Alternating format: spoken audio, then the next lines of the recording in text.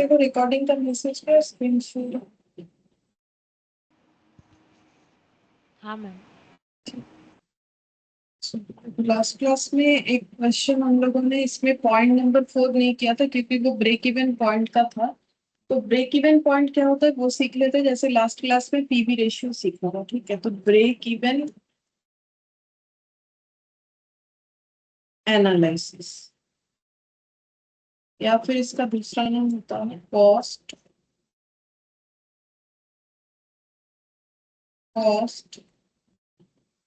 Volume analysis और CVP analysis.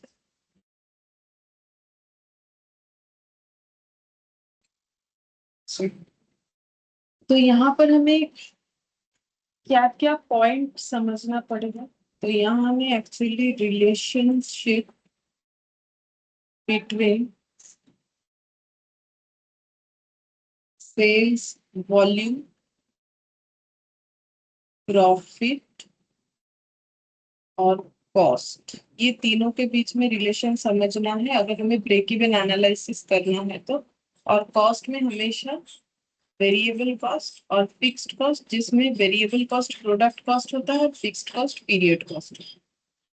अच्छा, अब एक्चुअली हमें यहाँ पर जानना क्या है, हमें ये जानना है कि at different level of activity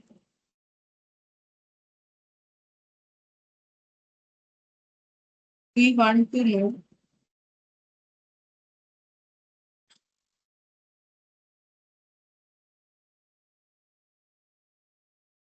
the impact of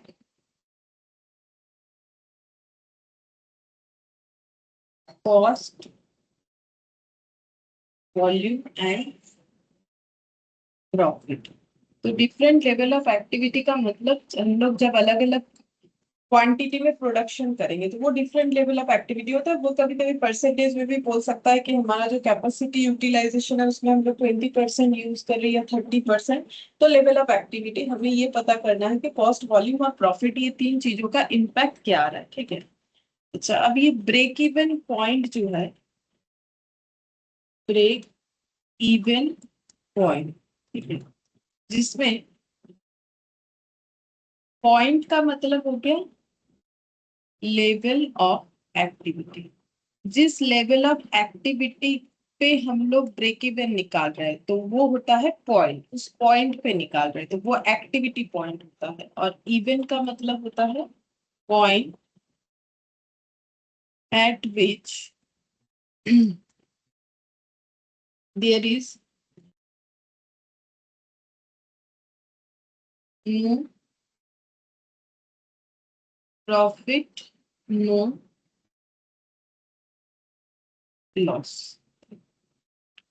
तो ब्रेक इवन पॉइंट का मतलब नॉर्मली हम लास्ट क्लास में भी एक बार बोल रहे थे शायद, कि जहां पर ना तो प्रॉफिट है ना तो लॉस है उसको हम लोग बोलते हैं ब्रेक इवन पॉइंट। ठीक है, जिसमें से पॉइंट का मतलब हो गया पर्टिकुलर लेवल ऑफ एक्टिविटी और इवन का मतलब जिस पर्टिकुलर पॉइंट ऑफ एक्टिविटी पे हम लोग का no profit no loss situation होगा। ठीक है, अब no profit no loss situation कब कब हो सकता है, तो मेनली तीन ऐसा कंडीशन हो सकता है जब हम लोग का नो प्रॉफिट नो लॉस है। जैसे अगर हम लोग का सेल्स इक्वल ही टोटल कॉस्ट हो गया तो हम लोग का no profit no loss situation हो जाएगा। ठीक है, क्यों? क्योंकि देखो नॉर्मल सा बात है, सेल्स माइनस टोटल कॉस्ट होता है profit. Sales minus total cost, अगर हम मेरा प्रॉफिट जीरो, क्योंकि ब्रेक इवन पॉइंट का मतलब जहां पर नो प्रॉफिट नो लॉस, तो प्रॉफिट जीरो, ना तो प्रॉफिट है ना तो लॉस है, तो प्रॉफिट जीरो। तो फिर sales equal to total cost हो गया, मतलब जितने में बेचा उतना ही अगर प्रोडक्शन कॉस्ट था। मैंने एक चीज बनाया 10 रुपए में, एक पेन 10 रुपए पे बनाया, 10 रुपए पे ही बेच दिया, तो कहाँ से प्रॉफिट होगा? कोई प्रॉफिट नहीं होगा। तो सेल्स और टोटल कॉस्ट जब इक्वल होता है तो no profit no loss situation होता है। ठीक है, तो यहाँ हमें रिलेशन समझना था ना, तो सेल्स के साथ ये टोटल कॉस्ट का रिलेशन अगर इक्वल हो जाए तो ब्रेक इवन सिचुएशन क्रिएट हो जाता है। ठीक है, सेकेंड क्या हो सकता है, अगर कंट्रीब्यूशन इक्वल फिक्स्ड कॉस्ट हो जाए। कंट्रीब्यूशन इक्वल अगर फिक्स्ड कॉस्ट हो जाता है तो भी हम लोग का no profit no loss situation हो जाएगा। ऐसा कैसे? तो वो भी देखो, वही सेम इक्वेशन से ही समझ में आएगा। तो सेल्स माइनस टोटल कॉस्ट होता है प्रॉफिट। अब सेल्स माइनस टोटल कॉस्ट में लिखेंगे fixed cost plus variable cost profit. Sales minus fixed cost minus variable cost profit. अब sales minus variable cost minus fixed cost, या fixed cost minus variable cost, वो मैंने एक ही बात है, आगे पीछे लिखने से थोड़ा ना कोई फर्क पड़ेगा, दोनों ही माइनस में है, मैंने माइनस से लिखा, वो लिखते लिखते बाई चांस मैंने यहाँ पर वेरिएबल और फिक्स्ड लिख लिया, तो इसमें तो कोई प्रॉब्लम होना नहीं चाहिए। तो अब ये प्रॉफिट हम लोग का जीरो, क्योंकि ब्रेक इवन हम लोग ढूंढ रहे हैं, तो प्रॉफिट जीरो। तो अब सेल्स माइनस वेरिएबल कॉस्ट, इसका मतलब कंट्रीब्यूशन होता है, जो कि हम लोग लास्ट क्लास से पढ़ रहे हैं। तो contribution minus fixed cost equal zero. तो कंट्रीब्यूशन इक्वल फिक्स्ड कॉस्ट अगर हो जाता है तो भी हम लोग का no profit no loss situation. और ये देखो, हम लोग नॉर्मली भी समझ सकते हैं, क्योंकि मेरे पास जो कंट्रीब्यूशन होता है उसी से हम अपना फिक्स्ड कॉस्ट पे ऑफ करने का सोचते हैं। तो मेरे पास अगर 100 रुपीज का कंट्रीब्यूशन और मेरा फिक्स्ड कॉस्ट भी 100 रुपीज ही है, तो फिर फिक्स्ड कॉस्ट पे ऑफ करने के बाद मेरे पास तो कुछ नहीं बचेगा। तो अगर मेरे पास कुछ नहीं बचा तो प्रॉफिट कहाँ से जनरेट होगा? प्रॉफिट नहीं जनरेट होगा। तो अगर कंट्रीब्यूशन और फिक्स्ड कॉस्ट इक्वल हो जाता है तो उस केस में भी हम लोग का जो है कंट्रीब्यूशन, सॉरी, उस केस में भी हम लोग का बीईपी पॉइंट जनरेट हो जाएगा। ठीक है। और मेन ये बात हो गया कि हम लोग का प्रॉफिट जीरो। ठीक है, इस पे हम लोगों ने वो दो चीजों को एनालिसिस किया। ठीक है। अब इस पे हम लोग को फॉर्मूला बताया जाता है कि ब्रेक इवन पॉइंट का क्या क्या फॉर्मूला होता है। तो अलग अलग फॉर्मूला होता है, जहां पर जो चाहिए क्वेश्चन के अकॉर्डिंग हम लोग यूज कर सकते हैं। तो पहला फॉर्मूला ऐसा है, ब्रेक इवन पॉइंट, ब्रैकेट में लिखेंगे इन यूनिट, मतलब कितना क्वांटिटी बेचने पे हम लोग का no profit no loss situation होगा, इसको हम लोग बोलते हैं ब्रेक इवन पॉइंट। तो इसका फॉर्मूला होता है total fixed cost divided by contribution per unit. ठीक है। और ये एक फॉर्मूला बिल्कुल लॉजिकल भी है। कैसे? क्योंकि देखो, फिक्स्ड कॉस्ट को रिकवर करने के लिए हमें कंट्रीब्यूशन चाहिए होता है। अब हम लोग ये निकालना चाहते हैं कि कितना यूनिट बेचने से हम लोग का जो है no profit no loss situation होगा। तो अगर हम लोग का फिक्स्ड कॉस्ट है फॉर एग्जांपल 20,000, ठीक है, मान लो फिक्स्ड कॉस्ट है 20,000 और कंट्रीब्यूशन पर यूनिट आया ₹20। कंट्रीब्यूशन पर यूनिट ₹20 का मतलब ये हो गया ना कि एक यूनिट बेचने पे हमारे पास ₹20 का कंट्रीब्यूशन है। तो अगर ₹20 मेरा फिक्स्ड कॉस्ट रिकवर करना है तो मुझे 1 यूनिट सोल्ड आउट करना पड़ेगा। सपोज कि मेरा अगर 20, ये तो मेरा कंट्रीब्यूशन है, वो बात अलग है, लेकिन हम इस फॉर्मूले को समझा रहे हैं कि इसका मतलब तो ये हो गया ना। देखो, कंट्रीब्यूशन फिक्स्ड कॉस्ट को पे करने के काम आता है, और अगर उसके बाद कुछ बच जाता है पे करने के बाद, तो हम लोग प्रॉफिटेबल सिचुएशन में एंटर कर रहे हैं। ठीक है। और हर एक बिजनेस में पहले नेगेटिव होता है, फिर जीरो होता है, फिर जो है प्रॉफिटेबल सिचुएशन जनरेट होता है। तो अगर इसका मतलब ये हो गया कि मेरे पास अगर ₹20 का कंट्रीब्यूशन है 1 यूनिट बेच के, तो हम 1 यूनिट बेच के ₹20 तक का फिक्स्ड कॉस्ट को रिकवर कर सकते हैं। ठीक है। तो अगर मुझे ₹1 फिक्स्ड कॉस्ट रिकवर करना है तो मुझे 1/20 यूनिट बेचना है। तो अगर मुझे 20,000 जो है फिक्स्ड कॉस्ट रिकवर करना है तो मुझे 1/20 इंटू 20,000 यूनिट बेचना चाहिए। इसको कैलकुलेट करने पे 1,000 यूनिट आ जाएगा। ठीक है। तो ये इसीलिए फॉर्मूला ऐसा बना हुआ है, total fixed cost divided by contribution per unit. ठीक है। तो देखो, याद तो रखना पड़ेगा, बट ये सारा चीज समझ के याद रखा जा सकता है। ठीक है। कुछ चीज ऐसा होता है कि थोड़ा ज्यादा याद रखो, उतना समझाया नहीं जा सकता है, वो सब ज्यादा मैथ्स या स्टैटिस्टिक्स वगैरह में होता है। ठीक है।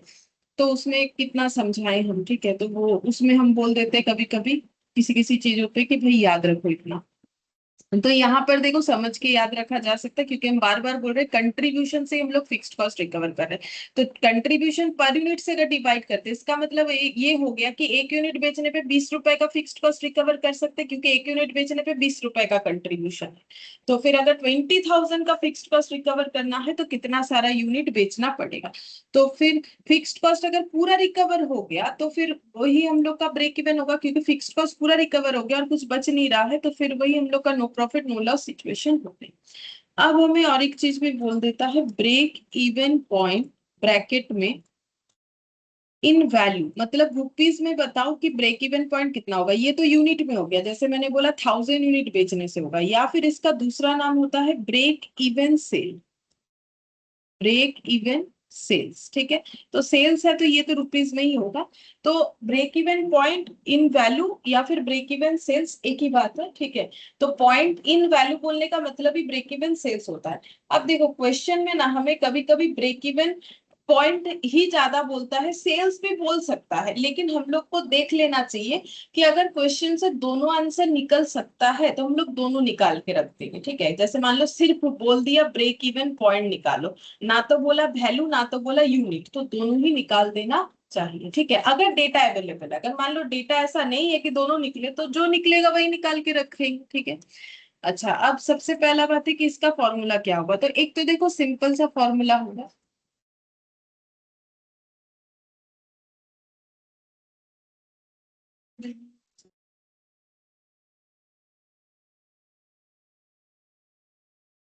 एक तो सिंपल सा फॉर्मूला होगा, क्या होगा कि ब्रेक इवन सेल्स मुझे निकालना है, तो सेल्स वैल्यू कैसे निकालते हैं, जितना क्वांटिटी हम लोगों ने बेचा into eight the rate of जितना करके बेचा, ठीक है।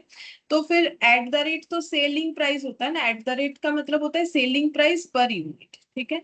और इनटू क्वांटिटी, तो ये कौन सा क्वांटिटी हमें चाहिए, ब्रेक इवन पॉइंट वाला क्वांटिटी चाहिए, ब्रेक इवन पॉइंट वाला, क्योंकि मुझे जो अभी मैंने दिखाया 1000 यूनिट, तो आप क्वेश्चन ये पूछ सकता है कि उस 1000 यूनिट का वैल्यू कितना है, तो फिर वो 1000 यूनिट जितना करके बेचेंगे वही उसका वैल्यू हो जाएगा।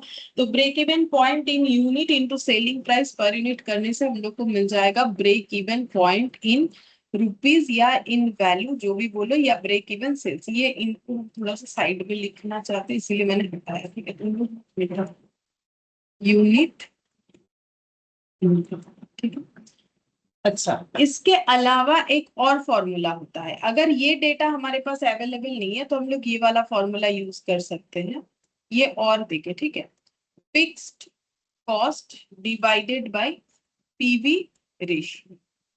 तो fixed cost divided by PV ratio करने से भी हम लोगों को मिल जाएगा contribution, sorry, break even sales, ठीक है। क्यों मिलेगा, देखो जैसे इसका भी एनालिसिस हम करके देते हैं। जैसे कि मान लो ये फिक्स्ड कॉस्ट है और ये बोल रहा है कि पीवी रेशियो, पीवी रेशियो का मतलब क्या होता है, कंट्रीब्यूशन बाय सेल्स, अगर एक बार इंटू 100 नहीं लगाते हैं तो, ठीक है, इंटू एस डिवाइडेड बाय सी, ठीक है, इंटू एस डिवाइडेड बाय सी। तो देखो फिक्स्ड कॉस्ट इंटू सेल्स और डिवाइडेड बाय हो गया मेरा कंट्रीब्यूशन। अच्छा एक मिनट, इसको ऐसे नहीं, इसको ऐसे एक्सप्लेन कर, फिक्स्ड कॉस्ट डिवाइडेड बाय, अगर हम ऐसे लिखे कंट्रीब्यूशन पर यूनिट, मतलब एक के साथ एक फॉर्मूले को मतलब मर्ज करके ही बनाया गया। जैसे देखो fixed cost divided by contribution per unit, थोड़ी देर पहले हम लोगों ने ये फॉर्मूला सीखा, और इसके साथ अगर हम लोग selling price per unit multiply कर देते हैं तो हम लोग को मिलता है ब्रेक इवन सेल्स। मतलब समझो मैंने क्या बोला, break even point in unit into selling price करने से निकलेगा ब्रेक इवन सेल्स, ठीक है। और ब्रेक इवन पॉइंट कैसे निकालेंगे, ये वाला कैलकुलेट करके, ठीक है। तो मैंने ब्रेक इवन पॉइंट की जगह ये लिख दिया, मैंने ब्रेक इवन पॉइंट की जगह लिखा है total fixed cost divided by contribution per unit, ठीक है। अब अगर हम लोग इस चीज को इस तरीके से लिखे कि fixed cost into selling price per unit divided by contribution per unit, लिख ही सकते, कुछ नहीं, मैंने इसको इधर से हटा दिया। जैसे अगर ए बाई बी इंटू सी है तो हम इसको ऐसे भी लिख सकते हैं, क्या फर्क पड़ता है।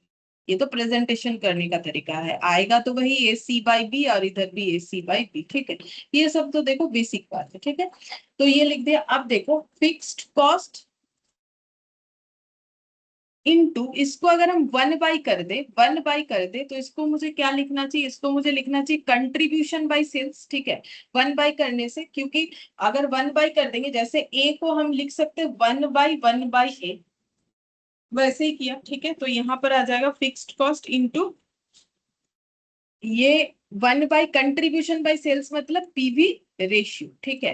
तो फिर हो गया fixed cost by PV ratio. तो क्यों ये फॉर्मूला लाया गया वही, तो ये फॉर्मूला कुछ नहीं, इसी का अलग तरीके से प्रेजेंटेशन है। अब मान लो क्वेश्चन में ये डेटा अवेलेबल है, ये डेटा है, बाकी और कुछ डेटा अवेलेबल नहीं है, तो हम लोग ब्रेक इवन सेल्स इससे निकालेंगे। तो ये समझा दिया, अब याद तो ये रखना पड़ेगा, ठीक है, ये याद रखना पड़ेगा कि fixed cost divided by PV ratio. और एक तरीके से भी समझ सकते हैं, ये तो हो गया मैथमेटिकल सेंस में कि फिक्स्ड कॉस्ट को रिकवर करने में हेल्प कौन करता है, कंट्रीब्यूशन हेल्प करता है, ठीक है। तो पीवी रेशियो हमें क्या बताता है, कंट्रीब्यूशन का परसेंटेज, ठीक है। तो हम लोग ये बोल सकते हैं कि अगर हम लोग का कंट्रीब्यूशन इतना परसेंट है तो हम लोग उतना परसेंट फिक्स्ड कॉस्ट को रिकवर कर पाएंगे, ठीक है। तो अगर मेरा पीवी रेशियो का परसेंटेज इतना है जो मेरे टोटल फिक्स्ड कॉस्ट को रिकवर कर देगा, तो मुझे पता चल जाएगा कि मैंने कितना सेल किया। बाकी ये देखो यहाँ पर मैंने समझा दिया क्यों fixed cost divided by PV ratio होता है, ठीक है। अभी भी कुछ फॉर्मूला और है, ये बता देते हैं, ये तो समझाने के लिए, मेन तो ये याद रखना। अच्छा, फिर अगर ऐसे वे निकालने के लिए कि break even point in percentage, अगर परसेंटेज में निकालने दे तो कैसे निकालेंगे, तो परसेंटेज में निकालने देगा तो हम लोग का 3 फॉर्मूला है, जिसमें एक है total fixed cost divided by total contribution into 100, या फिर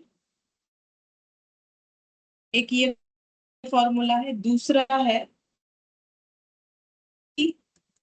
इन value divided by total sales into 100, और एक है BP in quantity divided by total sales in quantity into 100, ठीक है। तो देखो, हम लोग को पूछा है कि बीपी का परसेंटेज बोलो, कि बीपी मतलब कितना परसेंट सेल करने से no profit no loss situation में आ रहा है। तो मान लो मैंने टोटल सेल किया है 100 रुपीज का, ठीक है, जिसमें से मेरा ब्रेक इवन सेल्स निकल के आया है सपोज 30, ठीक है। तो अगर इसका परसेंटेज पूछे कि कितना परसेंट हुआ ब्रेक इवन सेल्स, तो टोटल सेल्स में 30, ठीक है, out of total sales 30 rupees का सेल करने से ही हम लोग ब्रेक इवन में पहुंच जा रहे हैं, ठीक है। तो फिर 30% हो गया, तो ये फॉर्मूला कौन सा वाला हुआ, ये हो गया मेरा ब्रेक इवन सेल्स, ये हो गया मेरा टोटल सेल्स, मतलब ये वाला, ठीक है। इन वैल्यू में रुपीज में है ना। अच्छा, अब मान लो ये जो 100 रुपए का मैंने सेल किया, ये मैंने किया है 100 यूनिट, ठीक है। और ये जो 30 रुपीज का ब्रेक इवन सेल्स है, ये मान लो फिर ये 100 यूनिट मतलब 1 रुपए, ये 30 यूनिट है, ठीक है, मैंने 1 रुपए करके लिया है। या फिर अगर 2 रुपए करके लोगे तो 50 यूनिट कर सकते हो, ठीक है।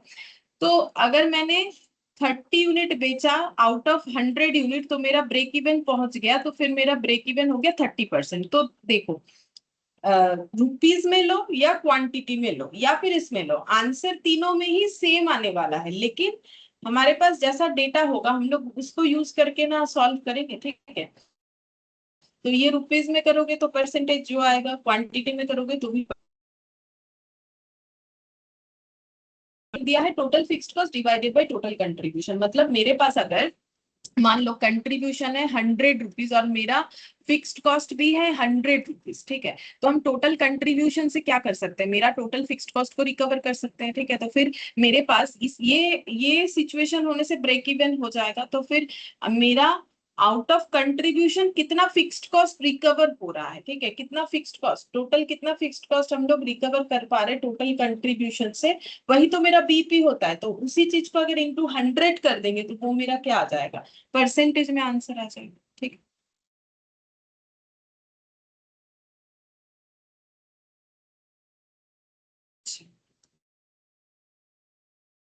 अब देखते हैं, और एक पॉइंट सीखना पड़ेगा, कैश बीपी वो भी होते हैं।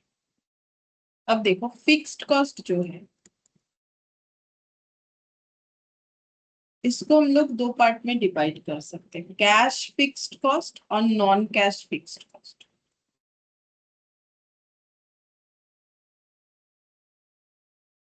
ठीक है। कैश फिक्स्ड कॉस्ट का मतलब जैसे कि एक्चुअल कैश आउटफ्लो जिसमें होगा, जैसे कि मान लो रेंट का खर्चा, सैलरी वगैरह, ठीक है। तो ये सब फिक्स्ड है और ऊपर से कैश फिक्स्ड कॉस्ट है, मतलब इससे कैश आउटफ्लो होता है, ठीक है, दिखता है हमें कि हाँ इस वजह से मेरा पैसा चला गया।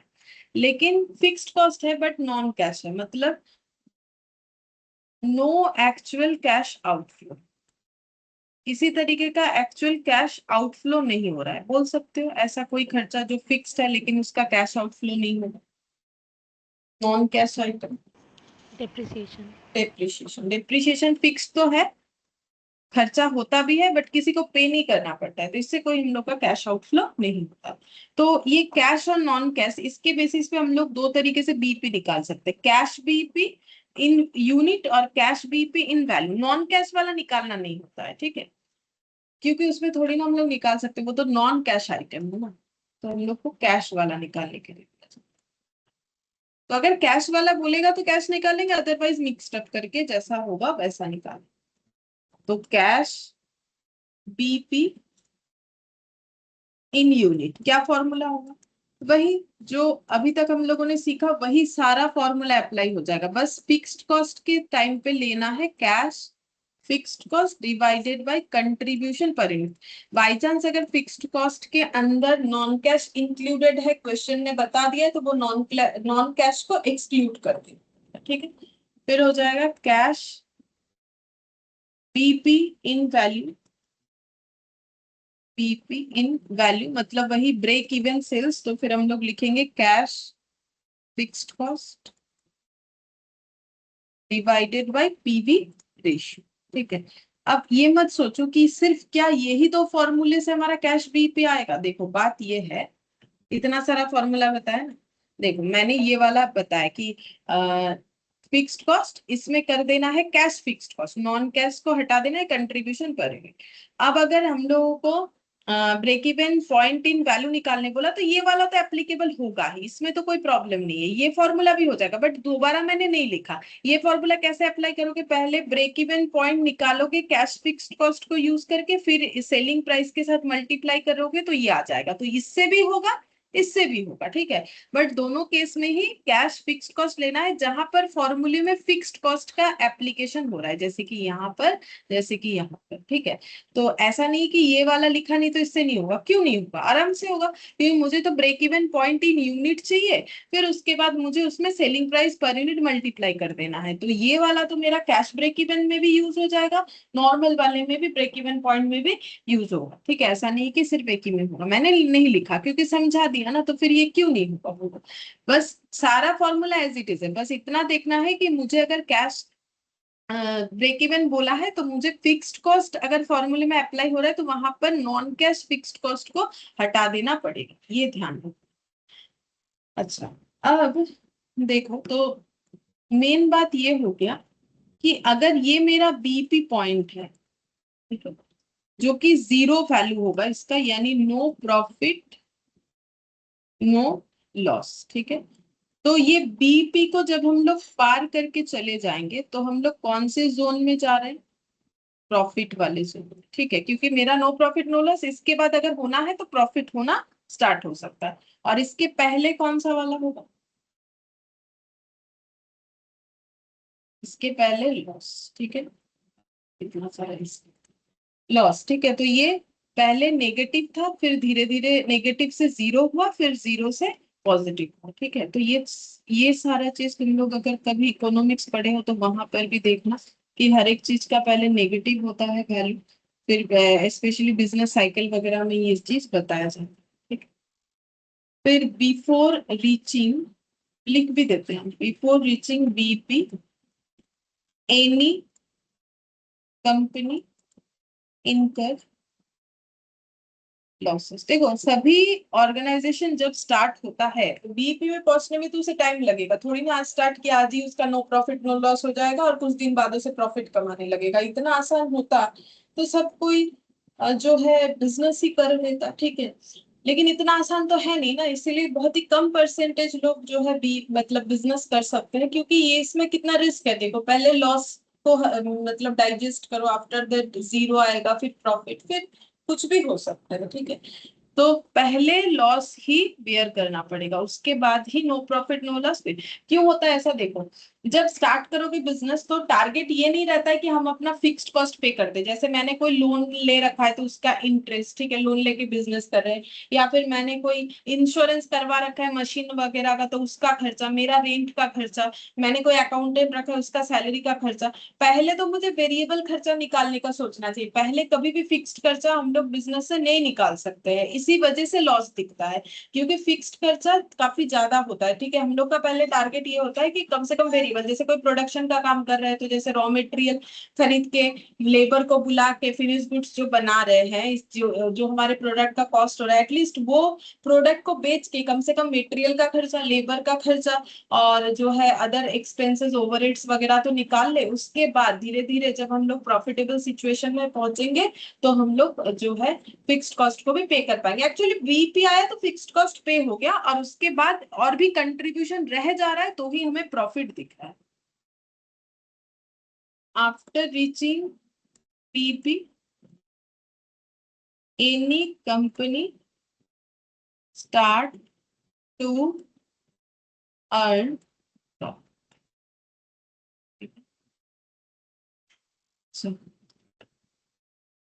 और एक पॉइंट होता है मल्टी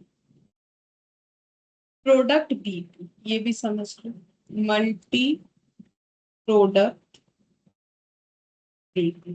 तो अगर organisation more than one product बना रहा है, ठीक है, तो उसका बीपी कैसे निकलता है, तो इसका अलग कंसेप्ट है। देखो जैसे कि मान लो कि दो प्रोडक्ट बनता है किसी ऑर्गेनाइजेशन में, एक ए और एक बी, तो सेल्स ब्रैकेट में लिखेंगे यूनिट, तो मान लो ये 4 यूनिट और ये 3 यूनिट बेचा गया है, कंट्रीब्यूशन पर यूनिट 40 और 30, टोटल फिक्स्ड कॉस्ट ₹6,16,000, और यहाँ पर लिख दिया टोटल सेल्स इन यूनिट 7।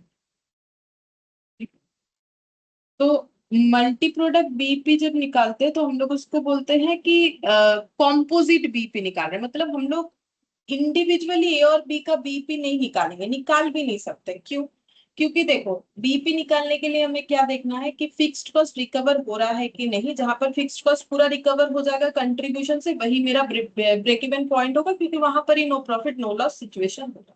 तो अब ये 6,16,000 मेरा ये दोनों प्रोडक्ट का फिक्स्ड कॉस्ट है, ठीक है, किसी एक का नहीं है, ठीक है।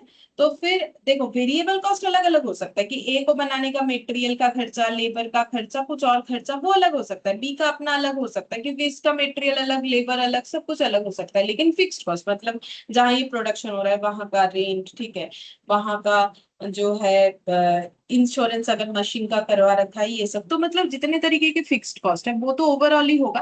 तो अब ए में भी 6,16,000, बी का भी 6,16,000, ऐसे मान के तो कर नहीं सकते हैं, तो हमें पूरा ये 6,16,000 जो है ये पूरे ऑर्गेनाइजेशन मतलब ए और बी दोनों को प्रोड्यूस करने के लिए हुआ है। तो हम लोग को इसीलिए इंडिविजुअली नहीं निकालना है, इसमें हम लोग को कॉम्पोजिट बीपी निकालना है, ठीक है। तो कॉम्पोजिट बीपी निकालेंगे और इसका फॉर्मूला होता है टोटल फिक्स्ड कॉस्ट, मतलब फॉर्मूला वही है, fixed cost divided by contribution per unit, but लिखा है टोटल फिक्स्ड कॉस्ट, जो कि ये वाला है 6,16,000। सिर्फ फिक्स्ड कॉस्ट भी लिख सकते हो, लेकिन नीचे जो लिख रहे हैं वो जरूर से लिखना है कॉम्पोजिट कंट्रीब्यूशन पर यूनिट। अभी तक हम लोग क्या लिख रहे थे, टोटल, ये हम लोग पहले भी लिख रहे थे total fixed cost divided by contribution per unit, but अब लिखना है कॉम्पोजिट कंट्रीब्यूशन, मतलब ए और बी का हमें कॉम्पोजिट कंट्रीब्यूशन निकालना है और फिर कैलकुलेट करके देखना है कितना होगा, ठीक है। अच्छा, तो कॉम्पोजिट कंट्रीब्यूशन हम लोग कैसे निकाल सकते हैं, तो देखो इस चीज को हम लोग दो तरीके से कर सकते हैं, ठीक है, हम ये आसान वाला ही बताते हैं। तो contribution for product A, product ए का कंट्रीब्यूशन कितना है, तो कैसे निकालेंगे, तो देखो टोटल 7 यूनिट सोल्ड हो रहा है टोटल, जिसमें ए कितना यूनिट सोल्ड आउट हो रहा है, 4 यूनिट, ठीक है। और ए का कंट्रीब्यूशन कितना है, ए का कंट्रीब्यूशन है 40, ठीक है, ए का कंट्रीब्यूशन है 40। तो इसका मतलब out of 7 4 unit A sold out हो रहा है, और ए का कंट्रीब्यूशन अगर 40 है, तो हम लोग का ए प्रोडक्ट से कंट्रीब्यूशन परसेंटेज के हिसाब से कितना, मतलब ये देखो कैलकुलेटर, मतलब 40 रुपीज का जो कंट्रीब्यूशन है, जो टोटल प्रोडक्ट ए दे रहा है, लेकिन हम ये बोल रहे हैं हम इसको कंबाइनली निकालेंगे, ठीक है। तो फिर कंट्रीब्यूशन जो है यहाँ पर हो जाएगा 4/7, क्योंकि यूनिट इतना बिक रहा है, तो ये कितना हो जाएगा 22.8। फिर इस तरीके से निकालेंगे contribution for product B, 3/7 into, यहाँ पर देखो इसका कंट्रीब्यूशन है 30, 3/7 इंटू 30, तो ये आ गया 12.86। तो टोटल कितना हो जाएगा,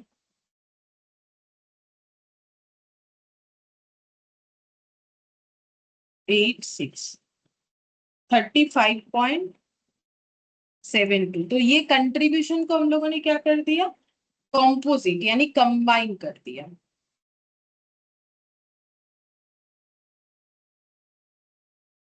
मतलब देखो, ए का खुद का कंट्रीब्यूशन इंडिविजुअली 40 है, इसमें कोई प्रॉब्लम नहीं है, बी का भी 30 है, लेकिन टोटल सेल के अकॉर्डिंग अगर हमें निकालना हो, तो फिर कंट्रीब्यूशन बी का कितना है।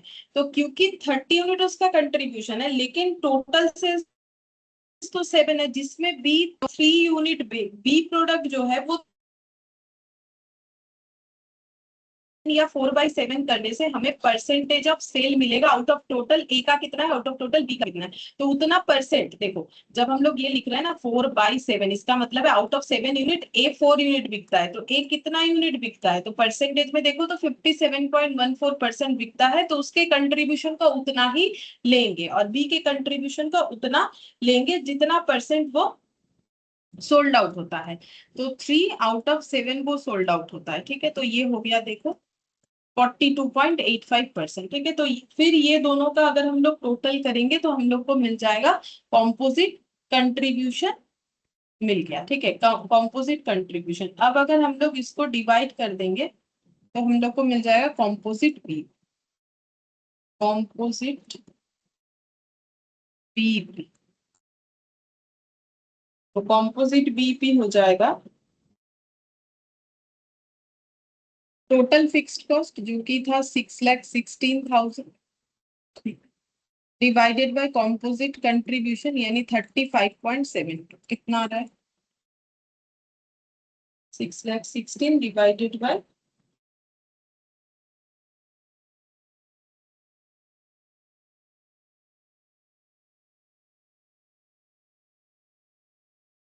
17,245, ठीक है, इतना यूनिट। तो ये हम लोग का आ गया कॉम्पोजिट बीपी। अब हम लोग इंडिविजुअली भी निकाल सकते हैं, प्रोडक्ट वाइज अगर बीपी निकालना चाहे, तो ए का बीपी कितना हो जाएगा 17,245 टोटल बीपी है। तो फिर ये कॉम्पोजिट बीपी है, मतलब बोल सकते हैं कि 7 यूनिट सोल्ड आउट करने से इतना बीपी है, ठीक है। तो अगर मुझे इंडिविजुअली निकालना है, तो मुझे देखना है 1 यूनिट बेचने से कितना बीपी होगा, और 4 यूनिट बेचने से कितना होगा। 4 यूनिट का निकालोगे तो ए का आ जाएगा, 3 यूनिट के बेसिस पे निकालोगे तो बी का आ जाएगा, ठीक है। तो यूनिटरी मेथड करके हम लोग निकाल सकते हैं।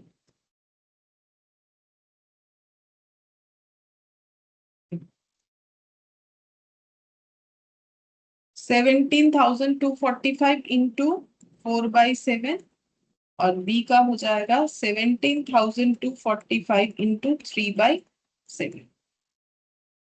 देखो कितना,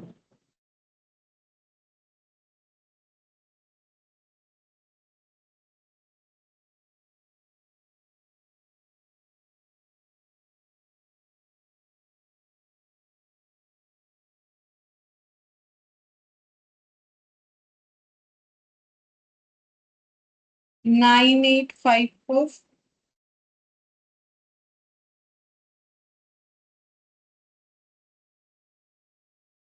7391।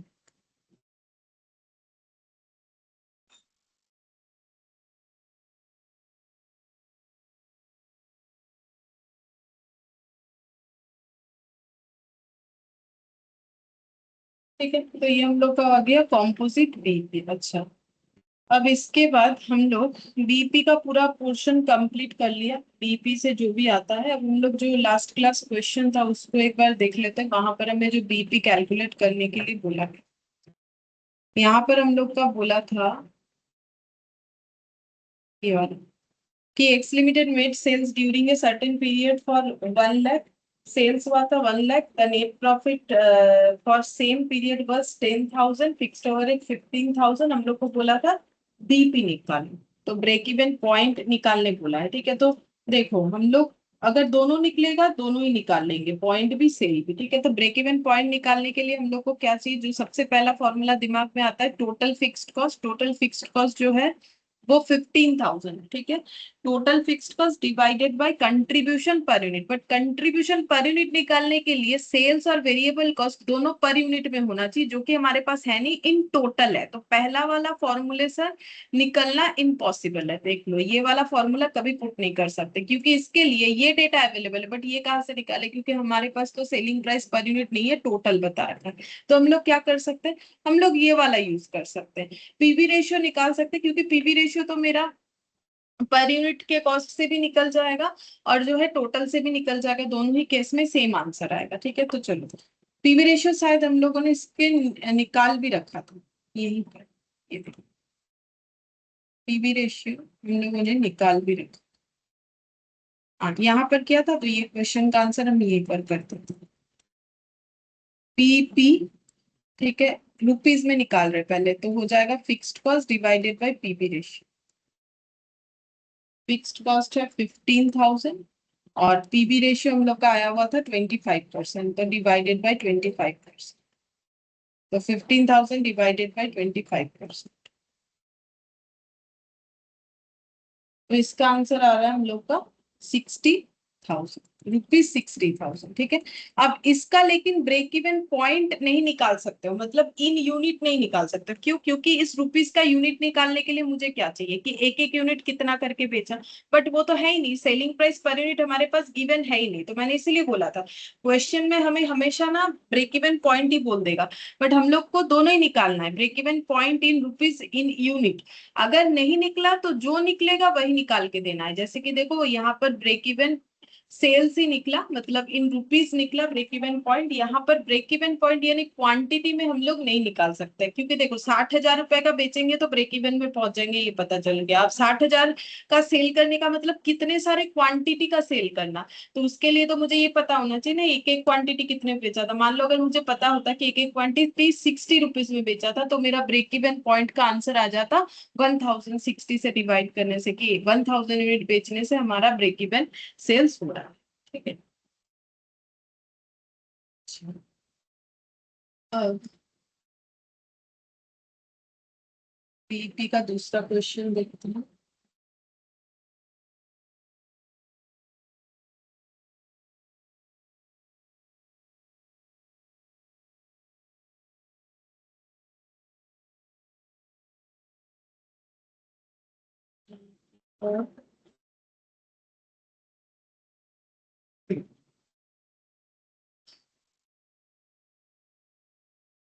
Star x limited sold goods for ₹30 lakh in A in a year. In that year,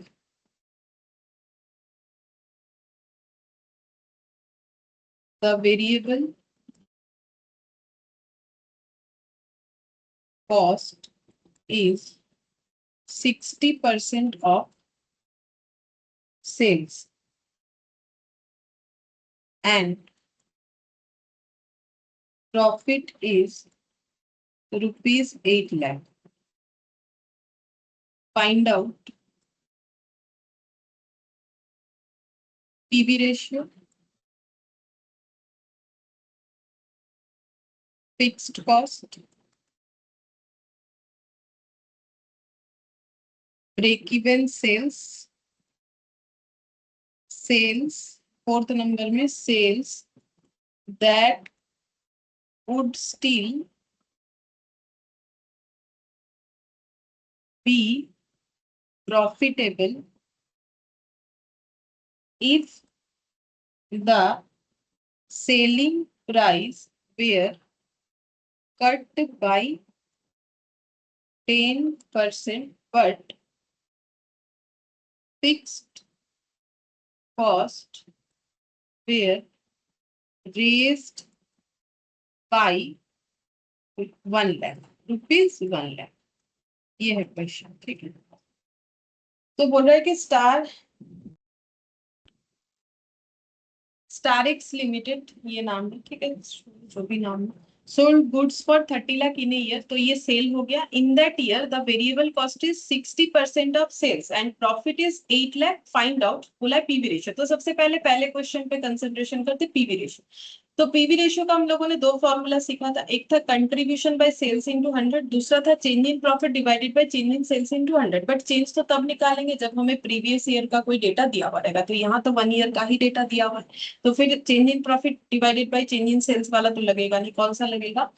contribution divided by sales into 100। अब रहा कंट्रीब्यूशन कैसे निकालोगे? सेल्स तो क्वेश्चन में डायरेक्टली दिख रहा है 30 लाख। कंट्रीब्यूशन निकालने का दो फॉर्मूला था, सेल्स माइनस वेरिएबल कॉस्ट या फिर प्रॉफिट प्लस फिक्स्ड कॉस्ट। तो हमारे पास सेल्स अवेलेबल है, वेरिएबल कॉस्ट निकाल लेंगे जो कि 60% ऑफ सेल है, तो हम लोग को कंट्रीब्यूशन मिल जाएगा।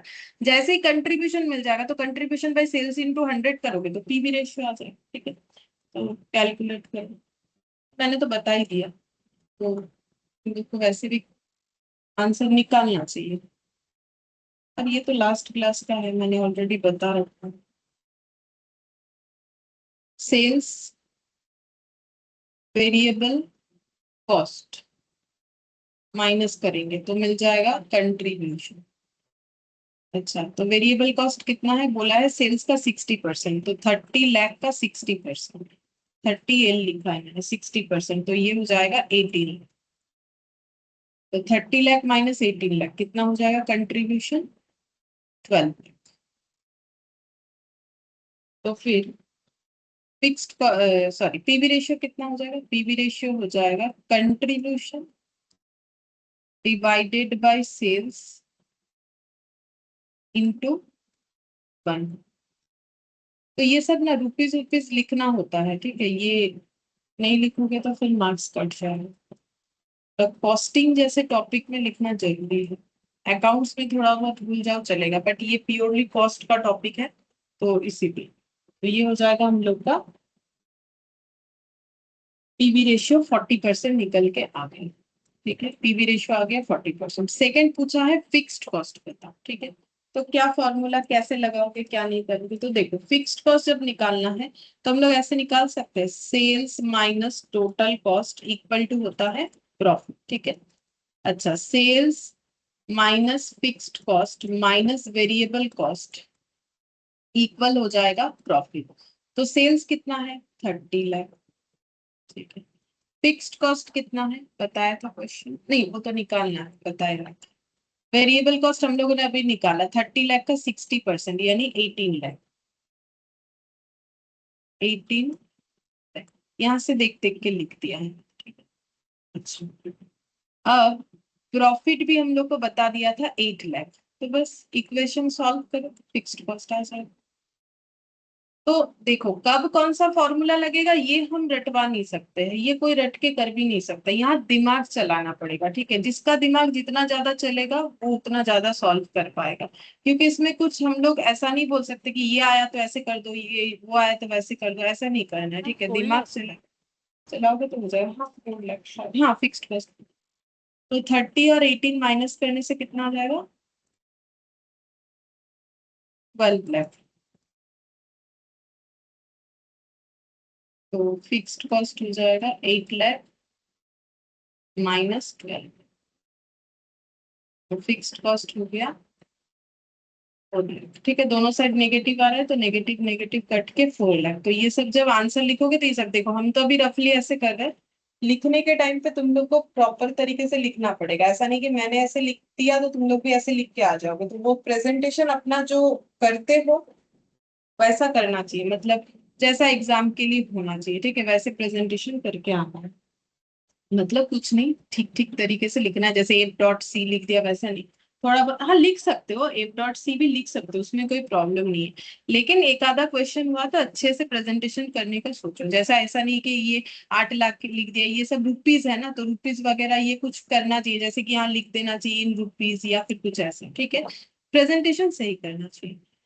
अच्छा, फिर बोला है बीईएस निकालो। बीईएस मतलब ब्रेक इवन सेल्स, ठीक है। तो ब्रेक इवन सेल्स बोल दिया है तो देखते हैं किस में निकलेगा, तो रुपीज में, ठीक है। तो ब्रेक इवन सेल्स क्या होता है, फॉर्मूला है fixed cost divided by PV ratio. यही लगाते हैं क्योंकि फिक्स्ड कॉस्ट भी मेरे पास नोन है, पीवी रेशियो भी निकाल लिया, तो फिर इसी से जल्दी हो जाए। तो ब्रेक इवन सेल्स हो जाएगा, फिक्स्ड कॉस्ट है हम लोग का 4 लाख अभी कैलकुलेट किया हम लोगों ने, और पीवी रेशियो कैलकुलेट किया था 40%। तो 4 लाख बाई 40% कितना हो गया, उतना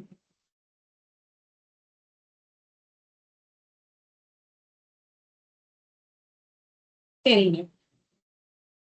ब्रेक इवन सेल्स हो गया, ये सेल्स आया है, ठीक है। तो ये रुपीज होना चाहिए, जैसे इसको यूनिट लिख के आ गए तो फिर पूरा क्वेश्चन करने से भी गलत ही माना जाए। तो ये हम लोग का हो गया 10 लाख। हाँ 10 लाख ही है आंसर।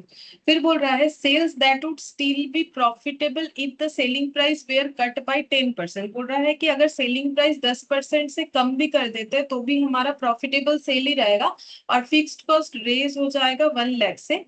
तो हम लोग को निकालना क्या है वो तो लिखा नहीं है, इसमें हम लोग को निकालना है। ओ अच्छा, ये पीवी रेशियो और बीएस फिर से निकालना है कि अगर ये सिचुएशन हुआ तो, ठीक है। फोर्थ नंबर, क्योंकि हमें तो बोला नहीं है ना कि अगर ये चेंजेस हो रहा है तो ये निकालो, तो इसका मतलब अगर ये चेंजेस है तो पीवी रेशियो कितना होगा, और ये चेंजेस है तो बीएस कितना होगा। फिक्स्ड कॉस्ट क्यों नहीं निकालने बोल रहे, क्योंकि वो भी निकाल सकते हो, वो तो बोल ही दिया ना कि रेस्ड बाई 1 लाख। तो फिक्स्ड कॉस्ट अभी कितना हो जाएगा, पहले था 4 लाख, तो अभी फिक्स्ड कॉस्ट कितना हो जाएगा, 5 लाख हो जाएगा, ठीक है। तो अभी देखो यहाँ पर लिख लेते हैं, सेल्स हम लोग को कितने से कम करने बोल रहा है, 10%। तो यहाँ पर लिखे कि सेल्स कितना हो जाएगा, सेल्स हो जाएगा 30 लाख से 10% कम कर देंगे, मतलब 90%। सेल्स अभी हम लोग का 10% कम, मतलब 90% दिखना चाहिए, तो ये कितना हो जाएगा, 27 लाख।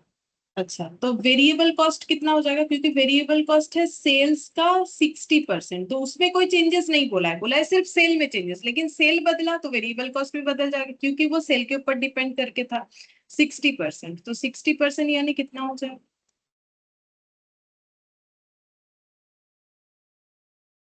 16,20,000। सही है, 27 16, हाँ मैम। 16,20,000, ठीक है। अब रिवाइज्ड, तो अब कंट्रीब्यूशन भी निकालेंगे, तो रिवाइज्ड पीवी रेशियो आ जाएगा। तो contribution sales minus variable cost, मतलब 27 लाख माइनस ये वाले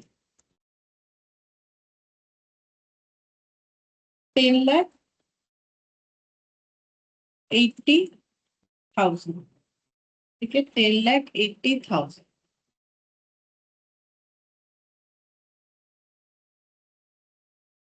अच्छा, एक चीज और बोला है, लेकिन बोल रहा है कि selling price were cut by 10% but profitable. अच्छा, प्रॉफिटेबल रहना चाहिए, ठीक है। ये प्रॉफिटेबल नहीं रहेगा, 10,80,000 हो जाएगा कंट्रीब्यूशन, तो हाँ प्रॉफिटेबल रहेगा, क्योंकि फिक्स्ड कॉस्ट तो 4 लाख है और ये चेंज होके 5 लाख ही होगा, ठीक है। तो अब हम लोग निकालते हैं revised PV ratio. Revised PV ratio हो जाएगा contribution divided by sale into 1।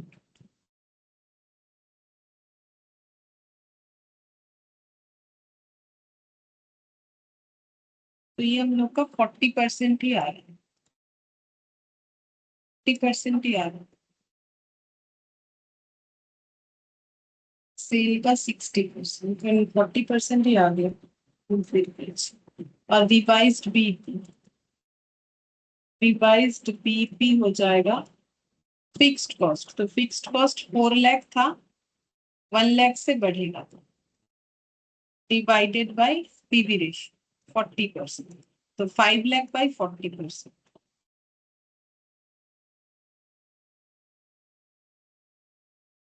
12 lakh 50,000, 12 lakh 50,000।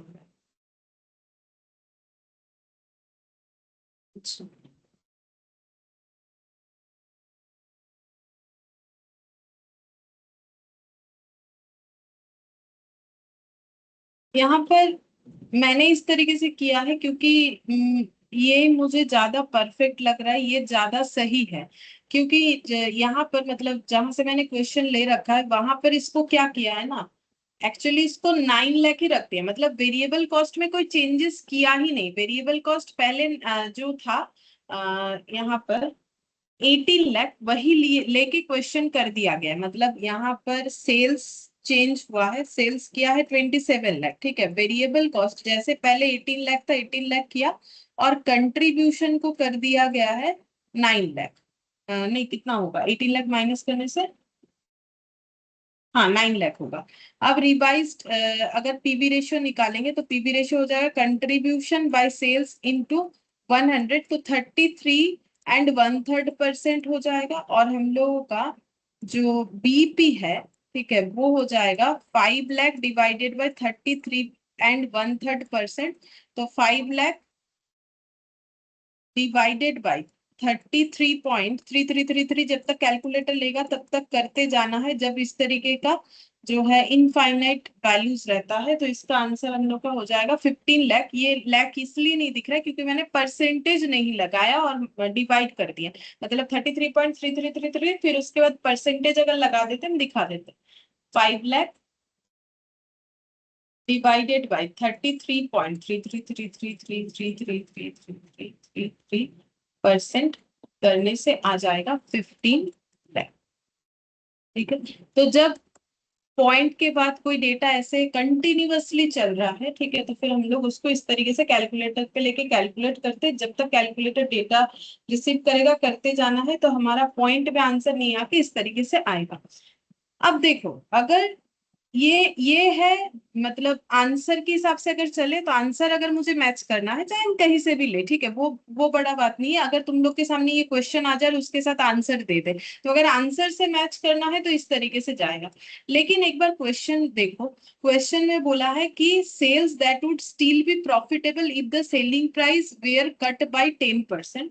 तो सेलिंग प्राइस अगर 10% से कट करते हैं तो उसमें तो 27 लाख करना ही है, ठीक है, चाहे मेरे प्रोसेस से करो चाहे ये प्रोसेस से करो।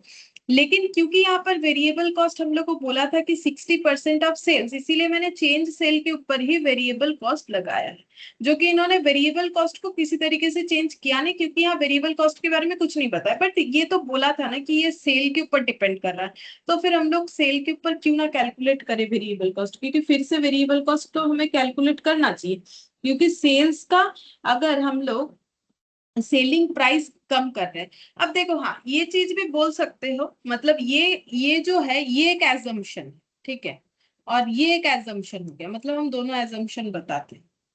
देखो, मैंने ये अजम्पशन के साथ क्वेश्चन किया, ठीक है, मैंने तो पहले आंसर देखा नहीं कि वेरिएबल कॉस्ट क्योंकि सेल के ऊपर है तो जितना सेल है उसके ऊपर मैंने 60% वेरिएबल कॉस्ट लगा दिया। और ये अजम्पशन क्या लिया गया पता है, ये अजम्पशन ये ले रहा है कि सेलिंग प्राइस हम लोगों ने कम किया है लेकिन हम लोगों का वेरिएबल कॉस्ट में कोई चेंजेस नहीं है। मतलब ये कहना चाह रहा है कि हम लोगों ने ये 30 लाख जो रुपीस अर्न किया था जितना यूनिट बेच के, वो तो हम लोग को नहीं पता कितना यूनिट बेच के, क्योंकि क्वेश्चन में नहीं दिया हुआ है, ठीक है।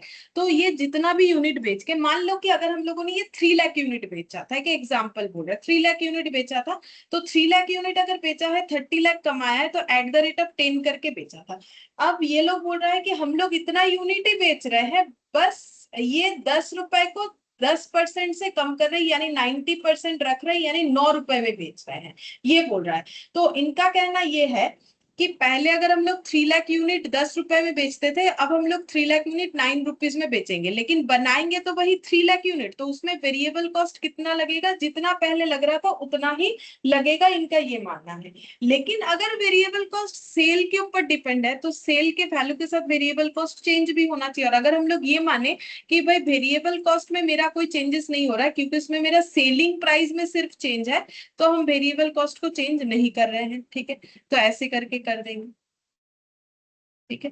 तो दोनों में दो आंसर आ जाएगा। तो ये एक एजम्पशन है, ये एक एजम्पशन है, दोनों से ही करके आ सकते हो, ठीक है। जब ऐसा हो तो दोनों से करके आ सकते हो कि एजम्पशन ये ले रहे हैं यहाँ पर, ये वाला एक एजम्पशन कि वेरिएबल कॉस्ट भी हम लोग चेंज कर रहे हैं, और ये अगर वेरिएबल कॉस्ट को हम लोग एज इट इज रख के क्वेश्चन करना चाहते हैं कि भाई सिर्फ मुझे क्वेश्चन में इंफॉर्मेशन दिया है सेल्स का चेंज करो फिक्स्ड कॉस्ट का, तो बाकी चीजों को हम चेंज नहीं करेंगे। और अगर हम लोग थोड़ा ज्यादा कंसेप्चुअल जाए तो 60% ऑफ सेल्स बोला है, तो मैंने इसको चेंज कर दिया, तो आंसर इस तरीके से वेरी करें। अच्छा, अब हम लोग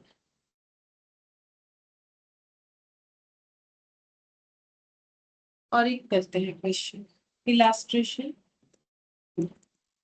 एक company manufactures a product currently providing 80%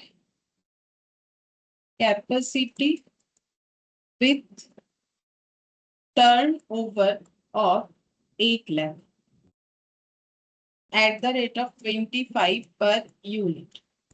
The cost data are as under: material cost 7.50 per unit, labor cost 6.25 per unit, semi variable cost including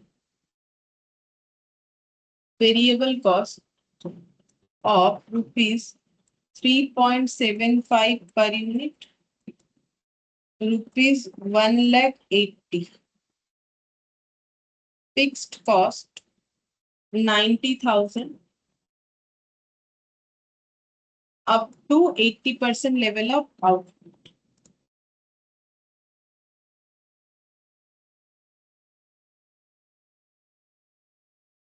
Beyond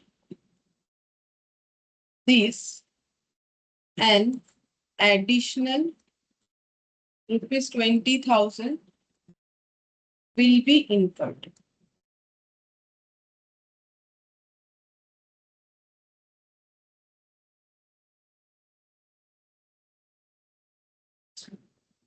देखो हम लोग को बोला एक कंपनी मैन्युफैक्चर से product currently providing 80% capacity with turnover of 8 lakh, मतलब 80% capacity utilise कर रहा है, और इससे इनका सेल हो रहा है, टर्नओवर हो रहा है 8 लाख।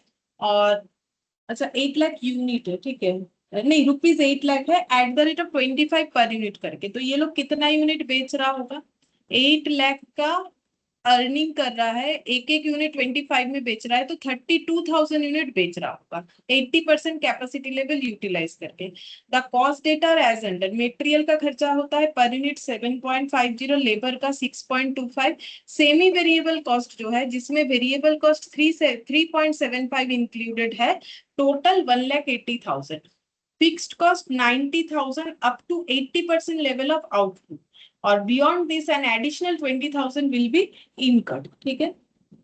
तो हम लोग को निकालना क्या है इस क्वेश्चन में, एक्चुअली हम लोग को निकालना है पीपी, ठीक है, यहाँ पर निकालना है find activity level at break even point मतलब कौन से एक्टिविटी लेवल पे ब्रेक इवन पॉइंट होगा, मतलब कितना यूनिट बेचने से ब्रेक इवन पॉइंट जनरेट होगा। ठीक है, तो हम लोग को यूनिट निकालना है। तो अभी कितना यूनिट बिक रहा है, अभी बिक रहा है 32,000 यूनिट। तो हम लोग इसमें निकालते हैं पहले number of unit sold. Currently कितना यूनिट हम लोग बेच रहे हैं, तो करेंटली हमारा सेल है 8 लाख और एक एक unit eight the rate of 25 करके है। तो फिर टोटल 32,000 यूनिट सोल्ड आउट किया जा रहा है। ठीक है, अच्छा अब यहाँ पर हम लोग को देखो जो फिक्स्ड कॉस्ट दिया है, फिक्स्ड कॉस्ट दिया है इंक्लूडिंग ये वाला मतलब सेमी वेरिएबल कॉस्ट 1,80,000, वो वाला देखो यहाँ पर हमें बोला है सेमी वेरिएबल कॉस्ट। ठीक है, इसमें क्या क्या इंक्लूडेड है, सेमी वेरिएबल कॉस्ट में वेरिएबल पोर्शन भी है और जो है फिक्स्ड पोर्शन भी है, तभी उसे हम लोग सेमी वेरिएबल बोलते हैं। ठीक है, तो अब यहाँ पर लिखेंगे टोटल, यहाँ पर लिखते हैं fixed cost included in semi variable cost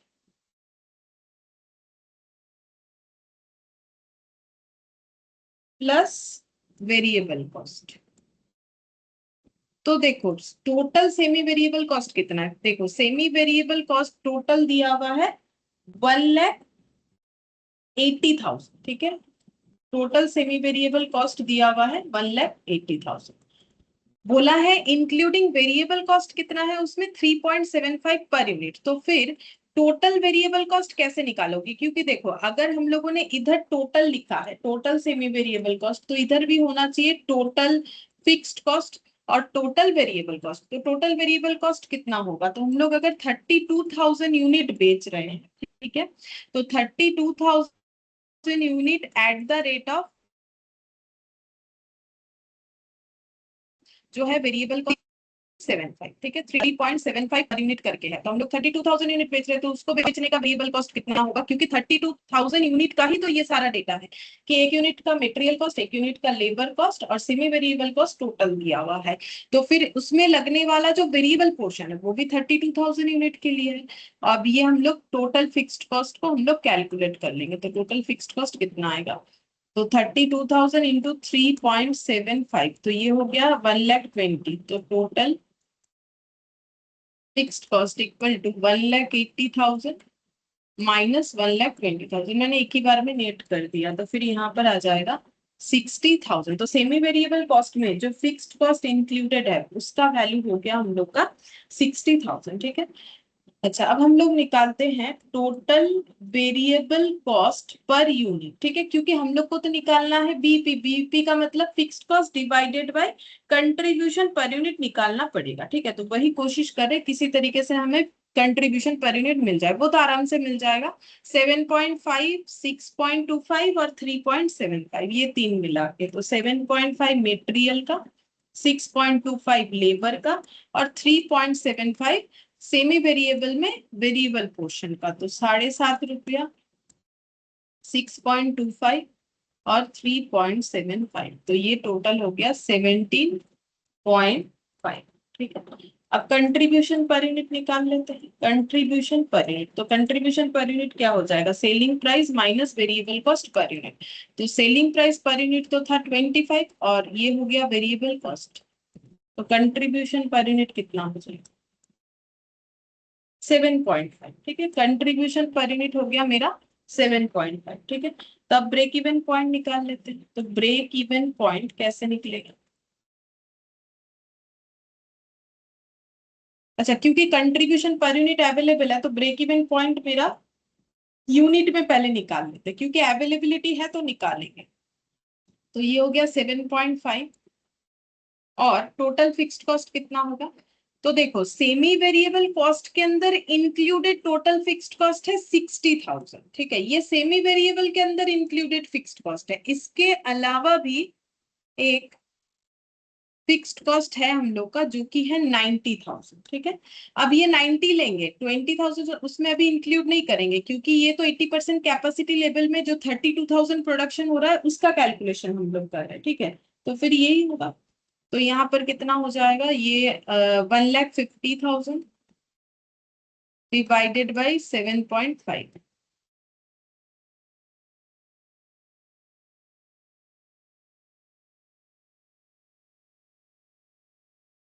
20,000 unit, ठीक है। तो 20,000 यूनिट जो है वो ब्रेक इवन पॉइंट हो रहा है।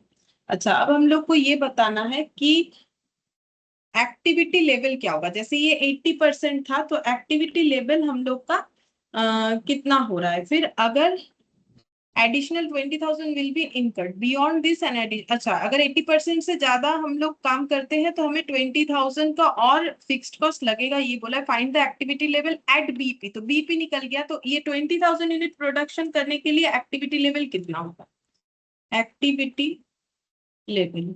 तो देखो, जब हम लोग 32,000 प्रोडक्शन कर रहे हैं तो एक्टिविटी लेवल है 80%, मतलब हम यहाँ पर अगर रफली बोले तो 32,000 के लिए एक्टिविटी लेवल है 80%, तो 1 के लिए 80/32,000। तो 20,000 के लिए कितना हो जाएगा, 80/32, मतलब 80% divided by 32,000 into 20,000। Unitary method से करने से ही पता चलता है।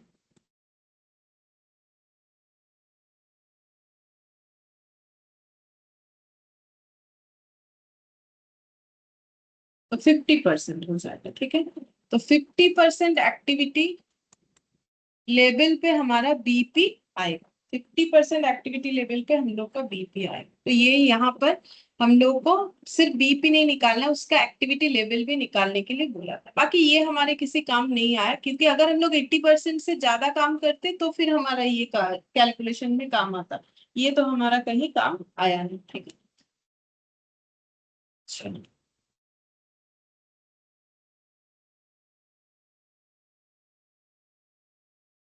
इसके बाद हम लोग का यहाँ तो मार्जिन ऑफ सेफ्टी नहीं, ठीक है, ये वाला हम लोग कर सकते हैं। इलास्ट्रेशन, ठीक। MNP limited sold 2,75,000 unit of its product at 37.50 per unit. Variable cost are 17.50 per unit. Bracket में manufacturing cost of 14, manufacturing cost of rupees 14 and selling cost rupees 3.50 per unit. Fixed costs are incurred uniformly throughout the year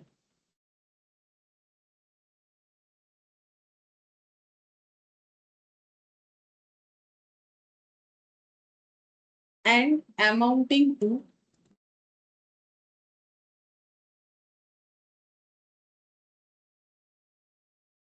₹35 lakh, including depreciation 15 lakh.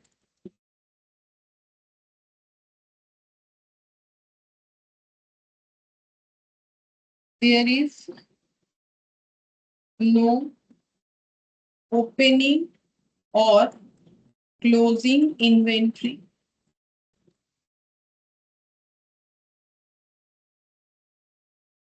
Calculate break-even sales quantity and cash break-even sales quantity. ये बोला है। तो break even sales निकालना है और cash break even sales. तो सबसे पहले ब्रेक इवन सेल्स क्वांटिटी में निकालने बोला है, ठीक है। तो क्वांटिटी में निकलेगा कि नहीं देखते हैं। तो बोल रहा है MNP limited sold 2,65,000 unit of its product at 37.50 per unit. Variable cost है 17.50, इसमें 14 रुपीज का मैन्युफैक्चरिंग कॉस्ट है, सेलिंग कॉस्ट है 3.50, fixed cost are incurred uniformly throughout the year at amounting 35 lakh. तो हम लोग को ये निकालना चाहिए, इसमें फॉर्मूला होना चाहिए फिक्स्ड कॉस्ट डिवाइडेड बाय हो जाना चाहिए कंट्रीब्यूशन पर यूनिट। तो हम लोग को break even sales in unit में मिल जाएगा। तो फिक्स्ड कॉस्ट तो क्वेश्चन में पढ़ लिया 35 लाख। अब कंट्रीब्यूशन पर यूनिट ये निकालना पड़ेगा। तो कंट्रीब्यूशन पर यूनिट कितना होगा, तो यहाँ पर बोला है 17.50। तो वेरिएबल कॉस्ट में हम लोग का यहाँ पर क्या क्या आना चाहिए, तो देखो ये जो कंट्रीब्यूशन है इसमें कंट्रीब्यूशन जो हम लोग निकालते हैं तो इसमें हम लोग करते हैं सेल्स माइनस वेरिएबल कॉस्ट। और वेरिएबल कॉस्ट में क्या क्या इनकर्ड होना चाहिए, जो हम लोग का प्रोडक्ट बनाने के लिए लग रहा है। तो ये सेलिंग कॉस्ट, तो प्रोडक्ट को ये 14 रुपीज और ये 3.50 मतलब, हाँ ठीक है, ये हम लोग का सेलिंग कॉस्ट है, ठीक है, ये इसमें इंक्लूड करके ही दिया है। अच्छा 14 प्लस 3, हाँ 17.50 इंक्लूड करके ही दिया है, ठीक है। तो हम लोग को कंट्रीब्यूशन पर यूनिट निकालना है, तो सेलिंग प्राइस माइनस कर देंगे वेरिएबल कॉस्ट, ठीक है। तो 35 लाख डिवाइडेड बाई 20, तो 35 डिवाइडेड बाई 20 कितना हो जाएगा,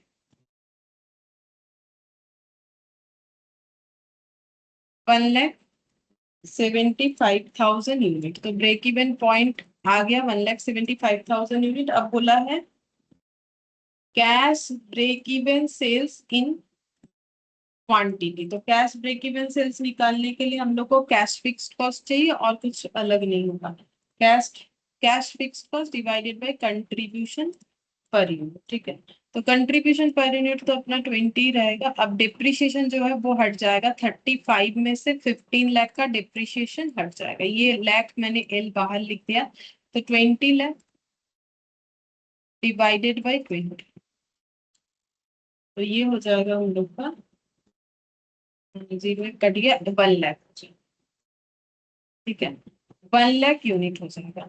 अच्छा अब अगर इसका रुपीज में भी हमें निकालना है तो हम लोग आराम से निकाल सकते हैं। अगर ब्रेक इवन सेल्स इसका इसका अगर हम लोग रुपीज में निकालना चाहे, बोला नहीं है बट हम निकाल के दिखा दे रहे हैं। तो 1,75,000 और इंटू 37.5, ये यूनिट जितना करके बेचेंगे। और इसका अगर ब्रेक इवन सेल्स निकालना है in rupees, 1 lakh into 37 point,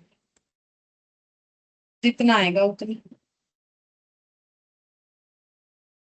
1,75,000 into 37.65 lakh 60 to 500। एक बार और देख लेते, क्योंकि ये हम अपने मन से निकाल रहे हैं, तेरे पास इसका कोई आंसर वांसर है नहीं। तो प्रोसेस तो ठीक है, बस कैलकुलेशन एक बार देख लें, ठीक है।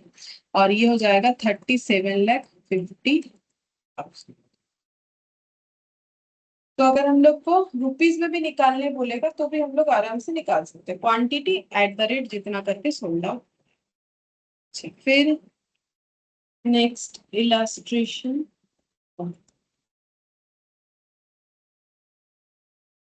यहाँ पर बोल रहा है M limited sales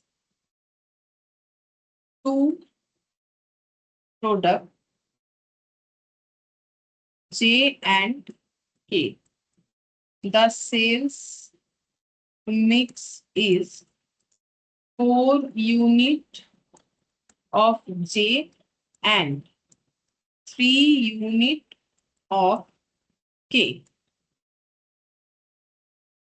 The contribution margins per unit are rupees 40 and rupees 20 for K. Fixed cost are 6 lakh। अच्छा यही एग्जाम्पल शायद मैंने लिया है ना, ठीक है। 6,16,000 देख के मुझे लग रहा है, बट ये कंट्रीब्यूशन मार्जिन शायद 40-20 नहीं लेके मैंने कुछ और लिया। ठीक है, कोई बात नहीं, कैलकुलेशन करते हैं। पर मंथ 40-30 था। 40-30। सब हम लोग को निकालना है ब्रेक इवन पॉइंट फॉर जे और ब्रेक इवन पॉइंट फॉर के, ये निकाल के देना है। सबसे पहले हम लोग को कॉम्पोजिट मतलब कैलकुलेट कॉम्पोजिट बीपी। ठीक है, प्रैक्टिस हो जाएगा निकालना। कॉम्पोजिट बीपी निकालना है, तो कॉम्पोजिट बीपी का फॉर्मूला क्या था? कॉम्पोजिट बीपी का था fixed cost divided bye composite contribution. Composite contribution. तो पहले कॉम्पोजिट कंट्रीब्यूशन निकालेंगे, तो कॉम्पोजिट कंट्रीब्यूशन के का कैसे निकलेगा, और जे, पहले जे दिया, ठीक है, रेशियो उस हिसाब से करना पड़ेगा, जे और फिर उसके बाद है के।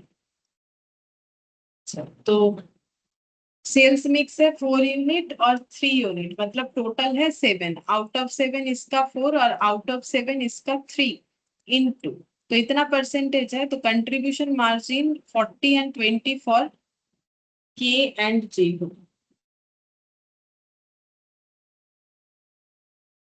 40 for J, 40 for J and 20 for के, ऐसे दिया। 40 और ये हो जाएगा 20, तो पॉइंट में ही आएगा 4/160 कर देते हैं बाई 7 डायरेक्ट। 22.86 और 60/7 8.57 टोटल हो जाएगा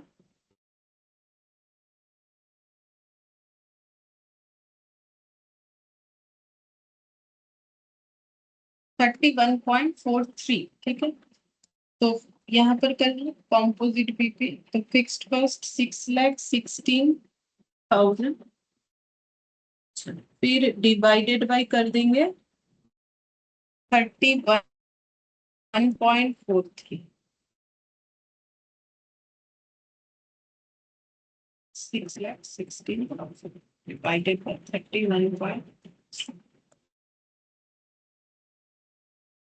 1,95,991 ऐसा है। एक्चुअली ये सब जो है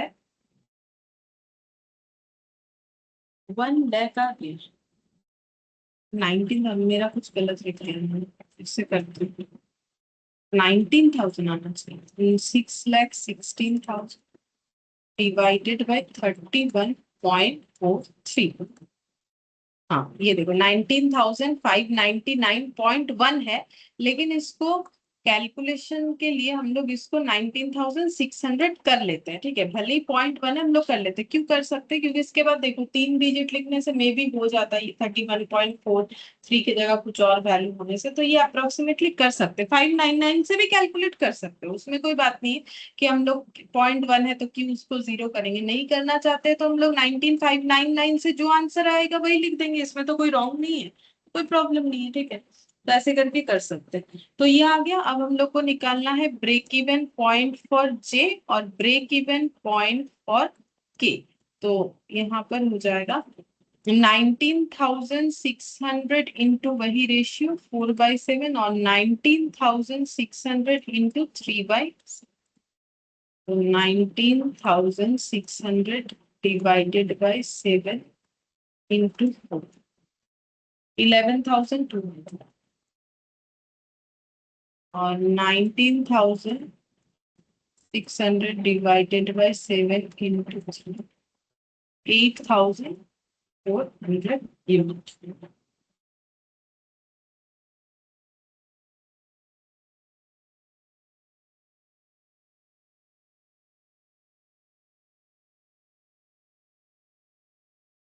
ये सेम ही था, बस डिजिट एक अलग था, और वो ए बी की जगह यहाँ पर नाम जे और के दिया है, क्योंकि जैसा डेटा रहेगा वैसा हम लोग कैलकुलेट करना।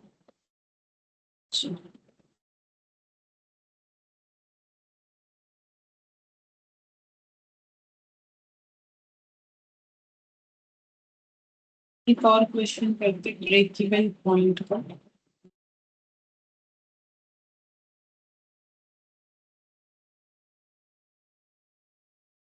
ABC Limited sells 20,000 unit at the rate of 5 per unit and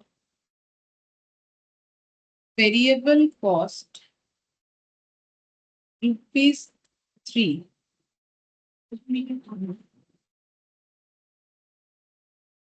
A fixed cost P of rupees 8,000 each year. Calculate break-even point in rupees and PB ratio.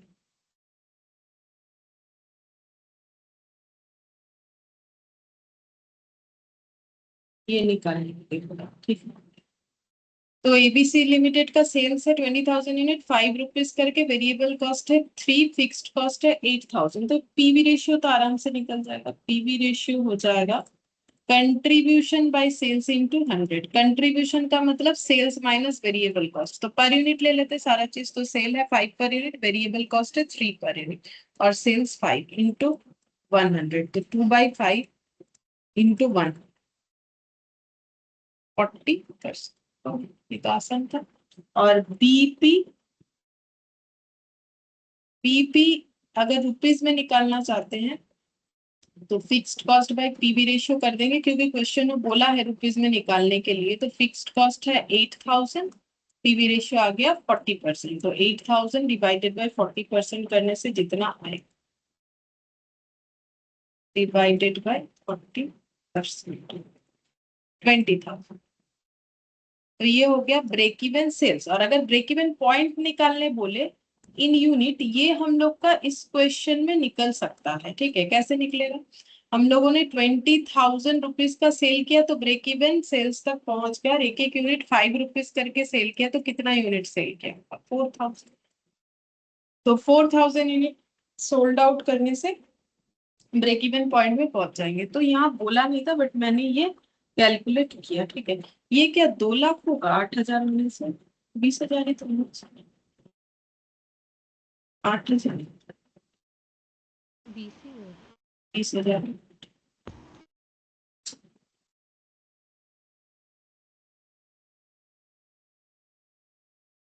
ठीक है, अब हम लोग कौन सा क्वेश्चन करें?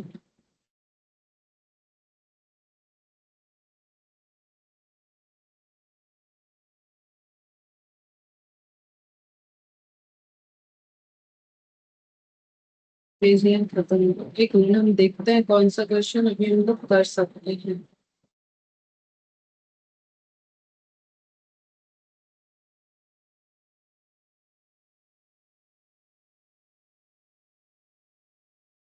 ये वाला हम लोगों ने किया था। ईसॉप वाला जो एक सम था। वो करवा देंगे, ये कंप्लीट हो जाएगा तो। अच्छा ठीक। ये वाला क्वेश्चन हम लोगों ने किया था, ये सेल्स 2 लाख 2,50,000 ये किया था लास्ट में। सेल्स 2,50,000 ये वाला चेक करते हैं। ये वाला शायद किया था, पहला क्वेश्चन वही लिखा था।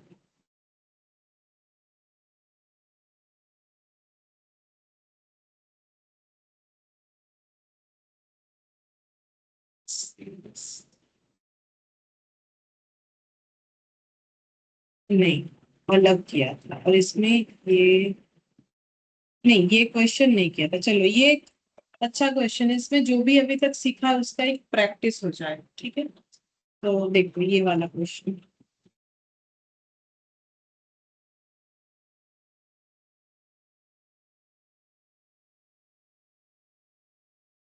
Particulars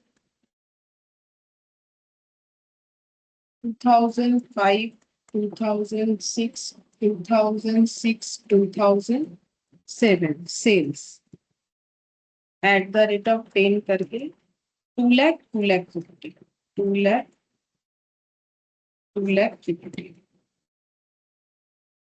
profit 30%।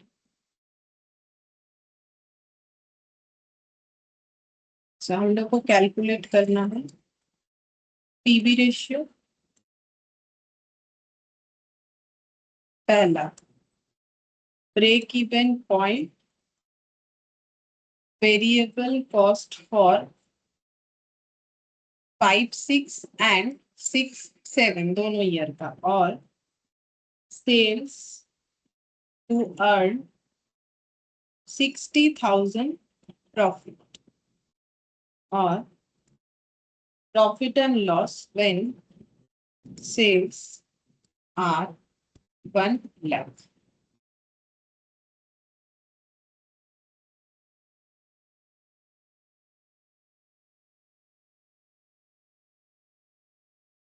कैलकुलेट करो। सबसे पहले बोलो पीवी रेशियो क्या होता है।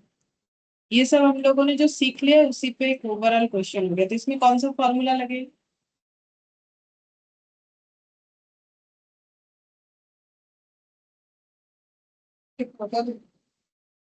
नहीं पढ़ोगे तो कुछ नहीं कर सकते हैं। इसमें लगेगा change in profit by change in sales. पढ़ना पड़ता है, बिना कुछ किए थोड़ी कुछ मिलेगा। हम करवा रहे हैं, मेरा ही प्रैक्टिस हो रहा है, लेकिन अनफॉर्चुनेटली मुझे एग्जाम नहीं देना।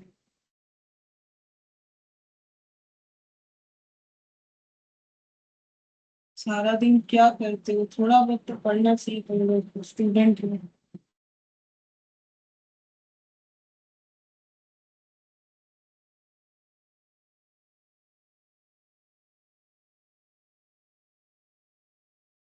40%। Break even point fixed cost by PV ratio. PV ratio 40%, fixed cost निकालना पड़ेगा। तो फिक्स्ड कॉस्ट कैसे निकालें, तो sales minus total cost equal to profit. कोई भी एक सेल्स ले सकते हैं, 2 लाख और 30,000 ये ले लेते हैं। 2 लाख का सेल माइनस टोटल कॉस्ट, और प्रॉफिट है 30,000। तो टोटल कॉस्ट हो जाएगा 1,70,000। अब इसमें से मुझे फिक्स्ड कॉस्ट चाहिए, तो वेरिएबल कॉस्ट सेपरेट करना पड़ेगा। तो वेरिएबल कॉस्ट कितना हो जाएगा, सेल्स का 60%, क्योंकि ये पीवी रेशियो है, तो ये हो जाएगा fixed cost plus variable cost 1,70,000। ऐसा क्वेश्चन किया था शायद, डेटा अलग ऐसा क्वेश्चन किया था, मुझे तो लग रहा है शायद यही वाला ना हो। ठीक है, बट तुम लोग तो बता नहीं पा रहे हो, बट मुझे जितना लग रहा है हम लोगों ने ऐसा क्वेश्चन किया।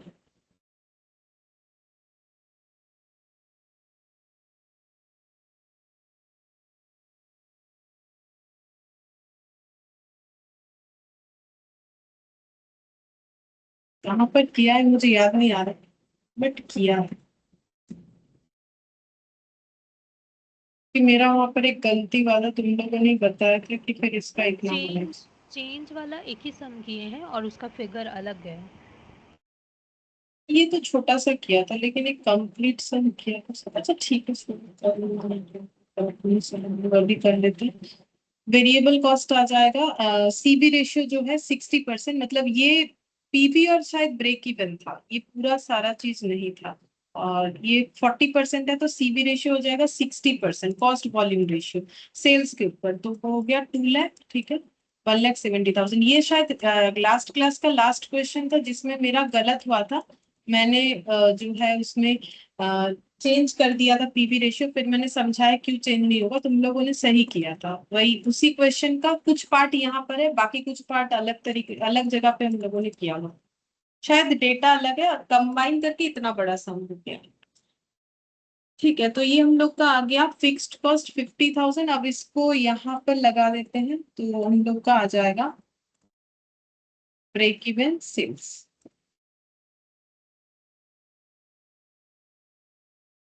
1,25,000। Break even sales. अच्छा सी में क्या निकालने बोला, वेरिएबल कॉस्ट फॉर 5, 6 और 6, 7। तो वेरिएबल कॉस्ट निकाल लेते हैं। तो वेरिएबल कॉस्ट कितना हो जाएगा? वेरिएबल कॉस्ट फॉर 2005 एंड 2006, पहले 5 6 है, हाँ पहले 5 6, तो वेरिएबल कॉस्ट आ जाएगा इस तरीके से।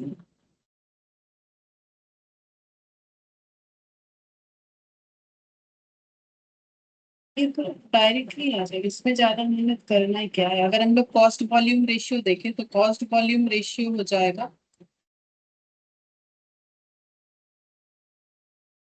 नहीं तो अलग तरीके से भी निकाल सकते हो, बाकी इससे निकालोगे तो 1,20,000 आएगा एक, और एक हो जाएगा 60% इंटू 2,50,000 कर दो, तो ये आंसर आ जाएगा 2,50,000 का 60%। ठीक है, तो एक में होगा 1.5 लाख और एक में हो जाएगा 1,20,000, ये तो निकल ही जाएगा।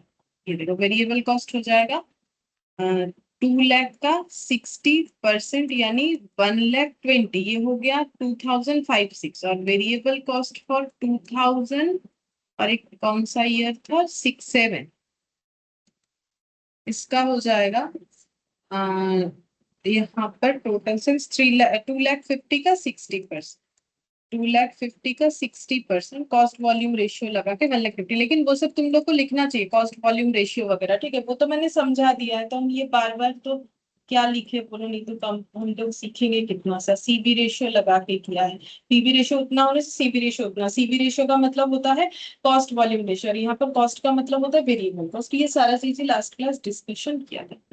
बाकी इसको और एक तरीके से भी निकाल सकते हो, एक दिखा देते हैं 5 6 का, 6 7 का तुम लोग खुद से कर लेना। कैसे हो जाएगा? Sales minus fixed cost minus variable cost equal to profit होता है। तो अगर हम लोग 5 6 का ही ले लेते हैं तो 2 लाख का सेल और प्रॉफिट है, हम लोग का 30,000 का, ठीक है, और फिक्स्ड कॉस्ट हम लोग 50,000 पहले निकाल चुके हैं।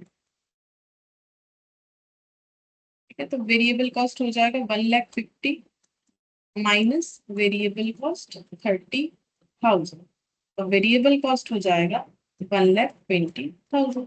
और इस तरीके से अगर तुम लोग, ये मैंने 5 6 का निकाला, ठीक है, तुम लोगों को 6 7 का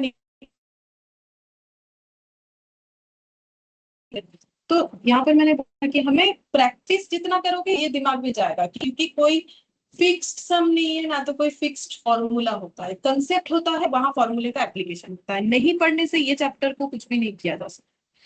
अच्छा, फिर बोला है सेल्स टू अर्न 60,000 प्रॉफिट। अगर 60,000 प्रॉफिट अर्न करना है कितना सेल्स करना पड़ेगा? ठीक है, तो sales minus variable cost minus fixed cost equal to profit. ठीक है, तो हम लोगों को बोला है sales to earn profit of 60,000, तो प्रॉफिट टारगेट है 60,000, फिक्स्ड कॉस्ट वो तो कोई चेंजेस बोला नहीं है, तो वो 50,000 ही रहेगा।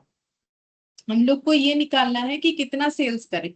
अच्छा, तो देखो सेल्स है मेरा एक्स मान लेते हैं, तो वेरिएबल कॉस्ट कितना हो जाएगा? वेरिएबल कॉस्ट हो जाएगा सेल्स का, यहाँ पर जो सीबी रेशियो है 60%, तो फिर 60% मतलब 0.6, 1 माइनस 0.6 का मतलब हो जाएगा 0.40x, 1,10,000, तो x हो जाएगा, अब देखो डिवाइड कर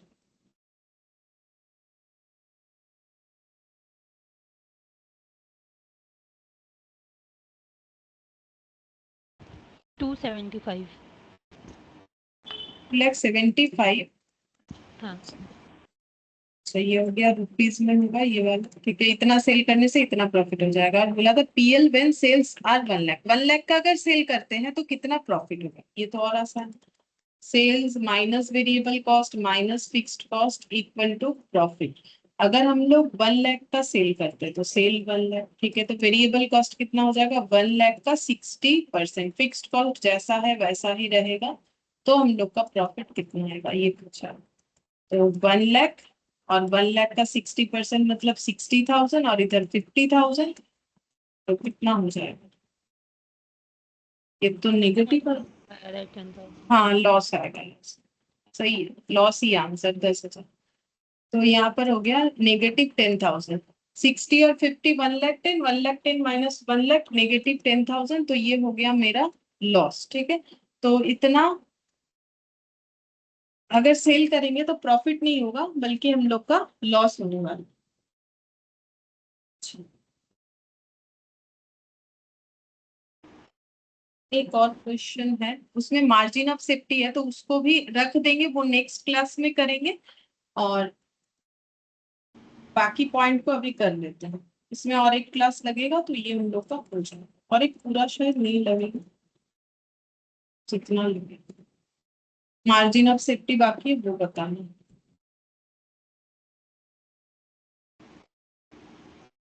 ए limited calculate PV ratio and break even point and margin of safety. Margin of safety हम नेक्स्ट दिन समझाएंगे तो पूरा बता देंगे, अभी एमओएस लिख के रख दो, नहीं तो मार्जिन ऑफ सेफ्टी चाहो तो लिख सकती हो। डेटा है सेल्स का 10 लाख, और वेरिएबल कॉस्ट है 4 लाख, और प्रॉफिट है 3 लाख।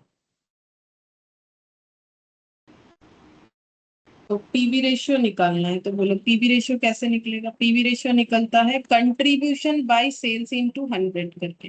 कंट्रीब्यूशन कैसे निकलता है, सेल्स माइनस वेरिएबल कॉस्ट करके। सेल है 10 लाख, वेरिएबल कॉस्ट है 4 लाख, डिवाइडेड बाय सेल्स यानी 10 लाख इंटू 100, तो 6 lakh divided by 10 lakh into 100 मतलब कितना आएगा, 60% आएगा। 60% आएगा। अच्छा, और बीपी निकाले, अगर दोनों ही निकाल ले, बीपी इन रुपीज निकाल लेते पहले, क्योंकि फिक्स्ड कॉस्ट मेरे पास, ओ यहाँ लेकिन मेरे पास फिक्स्ड कॉस्ट अवेलेबल नहीं है, तो फिक्स्ड कॉस्ट निकाल लेंगे। Fixed cost divided by PV ratio निकाल लेंगे, निकल जाए। पीवी रेशियो तो निकाला ही है 60%। फिक्स्ड कॉस्ट कैसे निकालेंगे, हम लोग के पास सेल्स है, सेल्स माइनस टोटल कॉस्ट होता है प्रॉफिट, ठीक है। तो sales minus variable minus fixed होता है प्रॉफिट, ठीक है।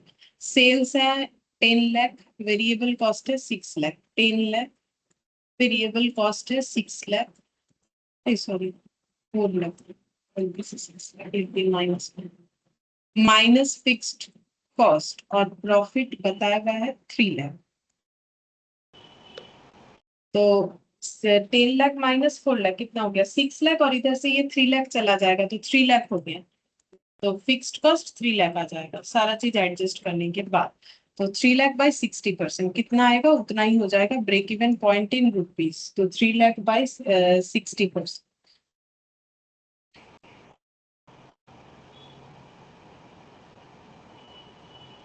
5 लाख रुपीज, 5 लाख। और अगर यूनिट में निकालने बोले वो भी निकल जाएगा, बीपी इन यूनिट निकलेगा क्या, देखते हैं। पर यूनिट दिया हुआ है कि पर यूनिट नहीं दिया हुआ? नहीं निकलेगा, यूनिट में नहीं निकल सकता, क्योंकि पर यूनिट नहीं दिया हुआ है तो कैसे निकलेगा, नहीं निकल सकता।